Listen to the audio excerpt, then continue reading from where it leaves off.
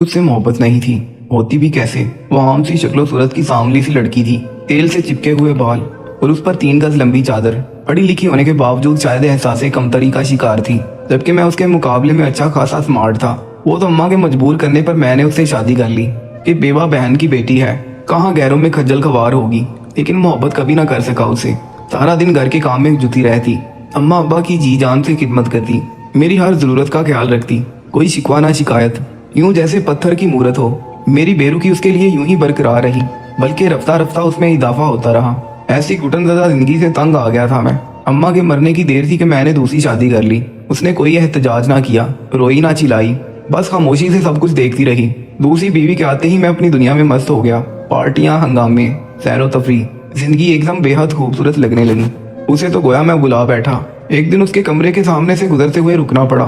रोकर phone पर कह रही थी, कैसी बातें करती हैं अम्मा आप, भला मैं क्या हक रखती हूँ एहतजाज का। जानती हो जबरदस्ती के सौदे ऐसे ही होते हैं। ये क्या कम है कि दूसरी शादी के बाद भी उन्होंने मुझे अपने साथ रखा हुआ है। अपनी माँ को दिया वादा निभा रहे हैं। मेरे शोर शराबा करने पर अगर उन्होंने मुझे छोड़ दिया तो बताओ क्या करूंगी मैं। तुम तो अपनी सांसें गिन रही हो, मुझे कौन सहारा देगा। सर पर बाप है ना भाई जो मेरी हमायत में बोले। और फिर मर्द की मोहब्बत का क्या है, ये तो नफल नमाज जैसी होती है। हो गई तो हो गई, वरना कौन सी फर्ज है कि ना होने से गुनाह होगा। वो अपनी हिस्सियों पर काबू पाने की नाकाम कोशिश करती रही।